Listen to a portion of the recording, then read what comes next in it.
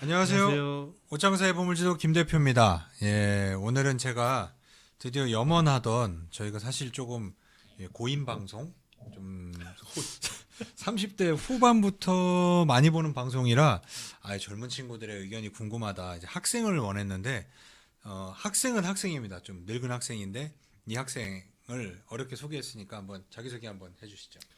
안녕하세요. 대한민국의 20대 개인 투자자 이노베이션 파기라고 합니다. 아, 반갑습니다.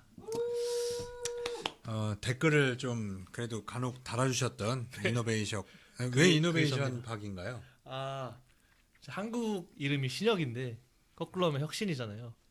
그래서 아. 이노베이션이라고. 그게 끝? 지금 무슨 일을 하시나요? 저 지금 대학생인데 막학기 지금 하고 있습니다. 전공은? 경제학 전공하고 있어요. 그래서 사실 제가 좀 긴장됩니다. 저는 이게 전공 영화 연출인데, 사실은 어떻게 보면은 이 주식시장의 야매? 주식시장의 후루꾸, 이런 것 같은 존재다 보니까 옛날 학교 다닐 때도 나는, 사람들이 인정을 안 했죠. 연극영화과 나부랭이가 주식을 얘기한다. 그래서 좀 경영학과에서 좀 까였습니다. 갑자기 그 생각이 나네. 자, 제가 이렇게 좀 어렵게 한번 좀 방송에 나와달라고 했었던 게 사실 저도 대학교 때 지금 대학교 4학년 네, 4학년. 2학기 네, 2학기. 저도 대학교 4학년 1학기 때 3월 달부터 제가 주식을 시작을 했어요. 그래서 2학기 요 무렵 2학기 딱 들어갔을 때부터 저는 그 1억을 넘는 돈을 이렇게 만졌죠. 주식을 하면서 우리 이노베이션 박님도 그렇게? 저는 1억까지는 없고. 뭐 나중에 갖게 될 거니까. 네. 그럼요. 그래서 제가 주식을 했었던 때와 지금은 뭐 환경도 좀 달라졌죠. 그래서 좀 궁금한 것도 있었고 그리고 또 이 친구 입장에서는 제가 또 주식 선배이기도 하니까 좀 어떠한 질문을 갖고 있는지 그것도 궁금해서 불렀습니다. 주식은 하신 경력이 좀 저 작년 한 8월 정도부터 한 것 같아요. 작년 8월 3학년 8월. 그쵸, 3학년 저보다 8월이죠. 저보다 빨랐네요. 그럼 나이가 죄송하지만 저 26살 지금. 나보다 빨랐네요. 저는 사수를 해서 4학년 때 4학년 때 29인가? 뭐 그래서 사람들이 뭐 오. 아홉수로 안 될 거라고 했지만 잘 됐는데. 음, 뭐 어쨌든 간에 뭐 주식을 해 보니까 어떠세요? 처음에는 이제 제가 삼성전자 사면서 시작을 했거든요. 좋은 동생이 시작이네요. 저보다 먼저 샀는데 친동생. 네, 친동생이 친동생 나이가 저보다 2살 어려서 24살?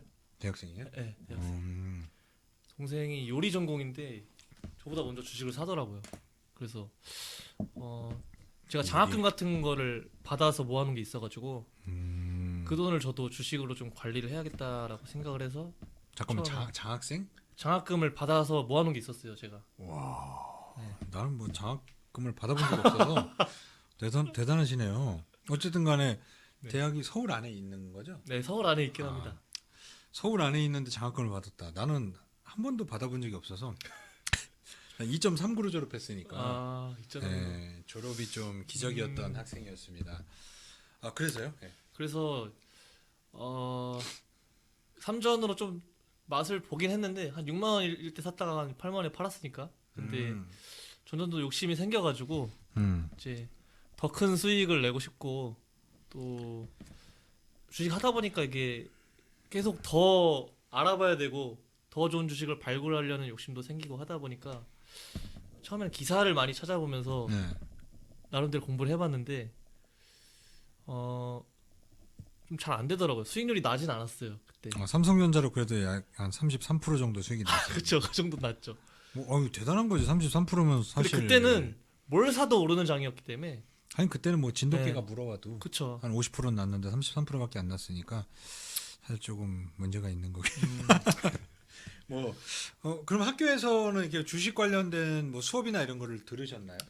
들었는데 사실 약간 이론적인 걸 너무 많이 배우다 보니까 좀 현실 투자에서 도움이 많이 됐는지는 좀 잘 모르겠어요. 네. 왜냐면 저도 학교 다니면서 이렇게 영화 전공이다 보니까 경제 용어도 좀 어렵고 그래서 경영학과 수업에 주식 투자가 있어서 들었던 기억이 나거든요. 근데 들으면서 듣는 게 이분한테 배웠다가는 쪽박은 안 차겠는데 수익은 날 수 없겠구나. 라는 판단을 했는데 그래서 저는 이제 독학을 결심을 했습니다. 그래서 이제 전공자들을 보면은 좀 부럽기도 해요. 그러니까 전공자들이 사실 이제 우리나라는 사실 뭐 출신 갖다가 조금 너 어디과 나왔냐 이런 것 때문에 기분 나빠갖고 자격증도 경영학과에 내리는 건 다 따버렸거든요. 뭐 그런 것도 공부. 저도 자격증은 있어요 하나. 하나. 네 하나. 우리 때는 자격증이 많지 않았어요. 근데 요새는 협회에서 이게 돈을 많이 벌어야 그쵸, 되니까 네, 벌어야 되니까. 용어도 다 바뀌었던데 우리는 뭐 증권 투자 상담사 있었고 선물 투자 상담사 있었고 뭐 자산 관리사 있고 그리고 그 뭐야 일반 운용 지금 그런 거 없죠. 지금 투자자산 운용사라고 있어요. 그 뭔지 모르겠네. 투자 자산 운용사면은 그게 이제 주식도 상담할 수 있고 파생도 거래할 파생은 따로 자격증이 있는 걸로 알고 제가 펀드. 네, 펀드 투자 권유 대행인 뭐 이런 것도 있었던 것 같은데. 나는 하나도 모르겠네. 나는 네. 어쨌든 간에 그 법이 바뀌기 전에 따갖고 3개는 남아 있더라고요. 근데 그때 이제 금융위기 때 이제 무자격자들이 이제 증권사에서 뭐 펀드 팔고 뭐 상담하고 해갖고 손실을 많이 끼치는 그런 경우가 있어서 그 자격증을 뭐 그 업종에 종사하지 않으면 3년 안에 종사하지 않으면 사라지는. 지금 아마 그렇게 바뀌었을 거예요. 그게 따지고 보면은 자기네들 또 응시비를 받기 위해서 그렇죠. 그런 것 같은데 어쨌든 3개는 남아 있습니다. 그래서 지금 바뀌었구나. 저 때는 선물, 파생, 그러니까 그 주식 투자 상담사가 1년에 4번, 선물도 1년에 4번, 자산운용사 그게 1년에 2번, 일반 운용이 1년에 2번 이렇게 시험 봤었던 것 같은데 어쨌든 이제 학교에서 공부를 하면서 투자를 해보니까 현실에 적용이 잘. 잘 모르겠어요. 정말 잘 모르겠고 음. 뭐 사실 이론에서 말한 게 현실에서 점점 더 안 맞아지는 세상이 되고 있지 않나. 불확실성이 너무나 그렇죠. 커져가니까. 예. 네. 그래서 제가 사실 이 방송하기 전에 부탁을 했어요. 이 친구한테.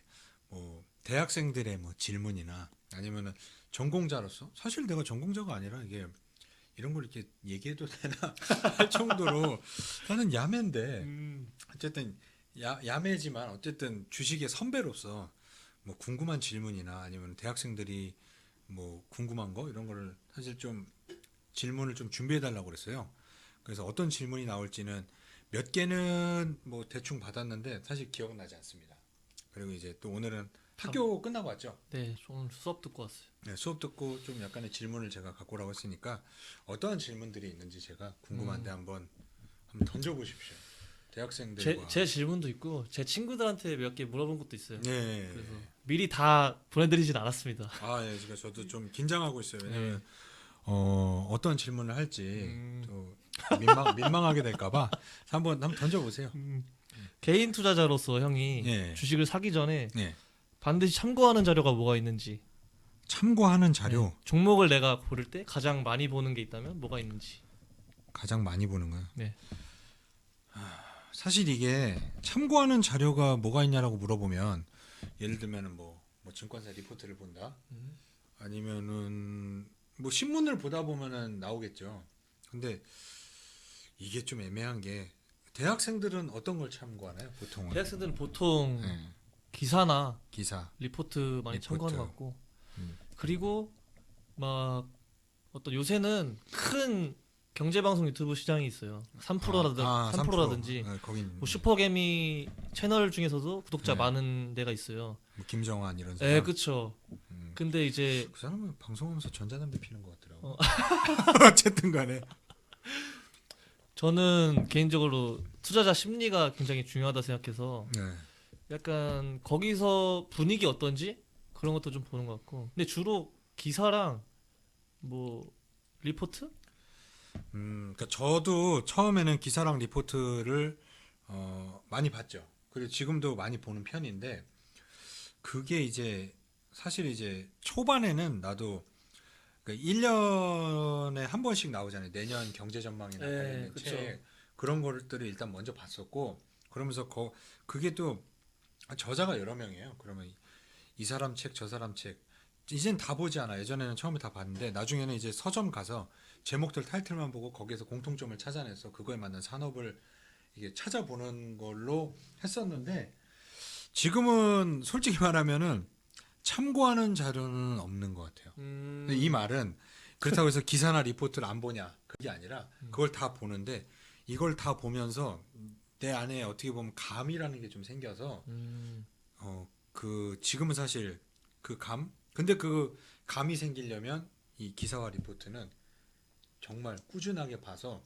어떻게 왜냐하면 기사랑 리포트를 보다 보면 단기간에 맞을 수 있지만 또 어느 순간 안 맞을 수도 있으니까 그거에 대한 뭐 신뢰도도 가면 갈수록 사실 좀 떨어지는 거죠. 그렇다 보니 참고는 하되 그 산업 발전, 그 정책을 나는 보는 것 같네. 그러고 보니까. 아, 정부 정책. 네, 정부 정책이 어느 쪽으로 흘러가고 있는지. 왜냐면은 정책에 대해서 정부에서 나오는 정책이 나오면 모든 기사나 뭐 이런 게 다 단어 자체부터 바뀌어 버려요. 그렇다 보니까 그쪽에 관련된 주식들이 흐름이 좋아질 수밖에 없고. 왜냐면 언론에서 많이 그쪽을 달아주면 그걸 만난 산업군들이 움직이니까 요새는 정책을 좀 많이 봐서 뭐 기획재정부나 이런 데서 내놓는 리포트 같은 거 있어요. 그런 것도 좀 보는 편이고 기사는 일단 제목은 무조건 거의 다 봐요. 그중에 괜찮은 거는 클릭해서 보고 리포트는 산업 동향 같은 거 이런 거는 좀 보는 것 같습니다. 그럼 개별 종목 리포트는 어떻게 많이 보시나요? 개별 종목 리포트는 예를 들어서 그 뭐 환경 컨센서스 이런 데 들어가면 있는 거를 네. 보긴 하는데 거기에서도 페이지가 10페이지 이상 넘어가는 거. 왜냐면 3페이지, 4페이지짜리는 그 의미 없는 거야. 예를 들어서 야, 너 이거 리포트 써 하는데 막 전날 과음하고 뭐 하는데 쓰라고 하니까 막 짜집기해서 쓰. 왜냐면은 첫 장은 회사 소개, 둘째 장은 뭐 그림 몇 개, 셋째 장부터 재무제표, 넷째 장에 무슨 이상한 그래프. 그 의미가 없는 거지. 그러니까 한 10장 이상 넘어간 리포트는 내가 보고 이런 식으로 좀 두꺼운 거. 이런 거는 좀 리포트는 보는 편입니다. 오케이. 그러면 어떤 이거는 그 3%에 나오시는 어떤 전문가 분의 생각인데 3%. 그분은 이제 제가 누군지는 얘기를 안 할게요. 근데 그분은 자기가 항상 시장이 맞다고 생각을 한대요. 만약에 자기 생각이랑 시장이 다르게 가면 자기는 항상 시장이 맞다고 생각을 한다고 하시더라고요. 시장이 맞다. 네. 형은 항상 시장이 맞다고 생각을 하시나요? 글쎄. 나는 이게 사실 지금 주식시장이 하락장이잖아요. 네. 예를 들어서 기술적으로 분석하는 사람들이 본다면 기술적 분석으로 봤을 때 우리나라 지금 뭐 코스피나 코스닥 차트를 보면 매수를 해야 돼요? 아니면 떠나야 돼요? 기술적으로 보면. 근데 추세는 꺾였죠, 완전히. 꺾였죠. 네. 근데 그 안에서도 가는 종목은 갑니다. 맞아. 네. 그렇기 때문에 시장이 항상 맞다? 시장이 항상 맞다라는 거는 어떻게 보면 대세의 흐름은 그게 맞을 수 있지만 이건 또 수익률하고 또 별개의 문제예요. 예를 들어서 그게 다 맞을 경우 급락장은 그게 맞지. 다 떨어지니까. 그렇지 않고 그러면 박스권일 때는 이 사람 매매 못 하겠네. 그저 계속 횡보하는 장에서는 그 횡보하는 거에서는 시장이 어떻게 맞는 거지 그거는? 그러니까 본인은 약간 시장의 결과를 신뢰한다 뭐 이런 말인 것 같아요. 그러니까 모르겠어요. 난 그분이 당연히 나보다 뭐 데이터 분석도 잘하고 뭐하고 하시겠지만 시장이 맞다. 그러면 시장이 상승할 때에 투자를 해야 된다. 하락할 때 현금화 해야 된다. 이런 건데. 아, 그렇죠. 그런 거겠죠. 네, 네. 그렇다라고 하는 거는 내가 볼 땐 핑계로밖에 안 들리는데. 그러니까 하락 추세에서도 가는 게 있고 망하는 사업이 있으면 뜨는 사업이 있잖아요. 그럼 그 뜨는 사업에 대한 종목을 찾으면 얼마든지 거기서도 수익을 낼 수 있어요. 그럼 시장 평균의 이상의 수익을 내는 게 소위 말하는 전문가들의 목표잖아요. 그렇죠. 그러면 시장 수익률 이상을 낼 수 있는 건 충분히 가능한데 그러려면 계속해서 트렌드에 대한 공부를 해야 되고 정책에 대한 연구를 해야 되는데 그 공부를 하기 싫으면 시장이 맞다라고 하고 안 해도 되지. 나는 이거 핑계로밖에 안 보는데. 오케이, 알겠습니다. 그러면 그 다음 질문으로 어떤 형만의 주식의 가치를 좀 평가하는 방법이 있는지. 주식 가치 평가. 그러니까 어떤 뭐랄까 아까는 감이 좀 생겼다고 하셨는데 그래도 어떤 이 주식이 내가 살만하다라는 그런 거를 좀 얘기해 줄 수 있는 가치를 혹시 자신만의 그런 방식이 있는지 밸류에이션 하는. 이게 처음에 주식 공부를 하면 이론적으로 재무제표 분석을 하고 막 PER도 계산했다가 네. PBR도 했다가 PEG도 했다가 PSR도 했다가 여러 가지를 다 하잖아요.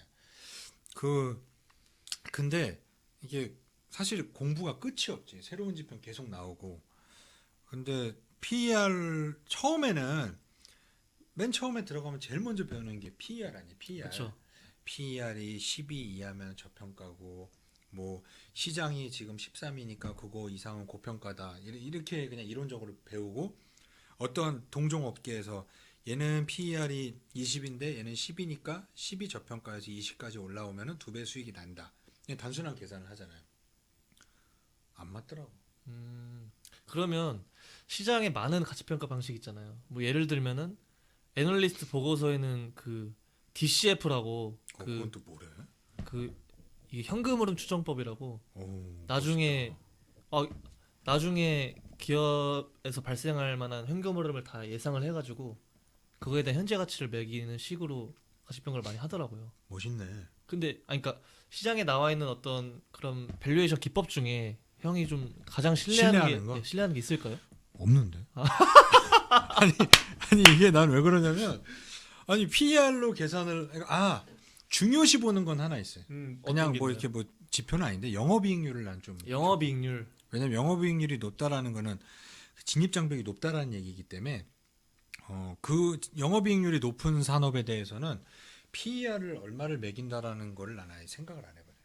근데 PER이 100이 가도 되는 거고 뭐 50이 가도 누군가가 볼 때 저평가지만 진입장벽이 높아서 누군가 들어오지 못하는 시장이다라고 하면 가치 평가를 할 수 있는 기준이 존재하지 않아요. 그렇기 때문에 영업이익률이 예를 들어서 뭐 30 이상, 40 넘어간다라고 하면 그거를 받을 수 있다라는 거는 누군가가 들어오지 못하는 시장이라는 얘기인 거잖아요. 그렇다라고 하면 단순한 뭐 PER 계산이 의미가 있을지. 그럴 경우 나는 뭐 흐름이 꺾일 때까지 끌고 가요. 흐름이 꺾일 때까지. 오. 처음부터 끝까지 그냥 계속 끌고 가요. 그런데 당연히 올라가면서 비중 조절은 하죠. 뭐 예를 들어서 그 에코프로비엠 그거는 그 계산을 해보면은 어떤 결론이 나와요? 에코프로비엠? 프로비엠은 이론적으로 하면 못 사죠. 못 사죠. 절대 못 사죠. 에코프로비엠 사봤죠? 제가 모의투자 대회 때 네. 형 방송을 미리 보고 에코프로비엠으로 재미 좀 봤습니다. 우리 저 앞에 계신 분도 최고 수익률 최고 수익률. 몇 프로 났죠? 80%가 80% 다른 것들 다 그걸로 매수했죠. 아주 시장을 비웃어 버리는 수익률이네요. 근데 그 에코프로 BM이라는 회사를 사실 나는 한 꽤 오래 전부터 샀었고 에코프로라는 회사는 2008년부터 내가 좋아하던 회사예요. 그때는 이제 소위 말하는 저 잡주 이렇게 취급을 받았는데 지금은 뭐 시가총액 다 더하면은 그 10조가 넘어가는 이제 그 정도면은 이제 거대 기업 안에 들어가는 앞으로 성장할 일만 계속 남은 회사인데 그런 회사를 계산을 할 때 PER이 의미가 있을 것이면 그리고 가장 신뢰 안 하는 거는 PBR? PBR을 어떻게 생각해요? 쉽지 않죠. 학교에서는 PBR을 어떻게 얘기하나요? 사실 학교에서 PBR 기억나는 게 없어요. 그 가르치긴 하죠. 가르치긴 하죠. 그러니까 근데 제가 네. 경제학과라서 그런 걸 수도 있는데 저는 무슨 경제학 이런 걸 많이 배워요. 그러다 보니까 개별- 맨큐 뭐 어쩌고 이런 거. 그런 거 많이 배우죠. 아, 1학년 들어가면 바로 맨큐의 경제학 배우고. 아. 근데 이제 개별 주식에 대한 얘기는 또 많이 안 배워요. 개별 주식보다는 어떤 경제학자들이 시장에 대해서 얘기한 거?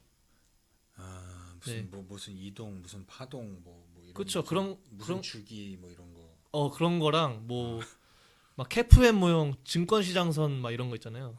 그런 거 배우고. 뭔가 옛날에 봤었던 기억은 나. 네. 형 아마 자격증 같은 거 공부할 때 맞아. 보셨지 거기에 않을까? 꼭 한두 문제 나오고. 그쵸. 무슨 갑자기 이름도 기억 안 나. 어쨌든 뭐 객관식으로 나오는 거라.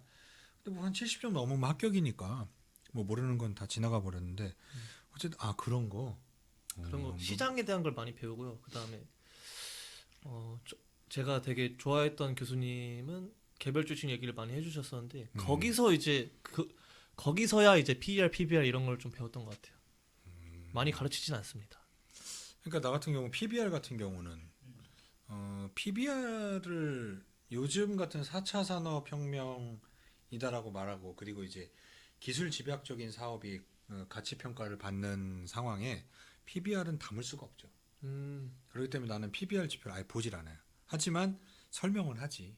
왜냐면 뭐 알아야 되는 것도 하고 최소한의 거는 알아야 되니까. 이게 운전면허 시험 보면은 우리가 운전할 때 특별하게 필요한 건 아니어도 그래도 알아는 놔야 되니까 알려주는 그 정도로만 생각을 하는 건데 그래서 난 PBR 같은 경우는 아예 지표에서 취급을 안 합니다.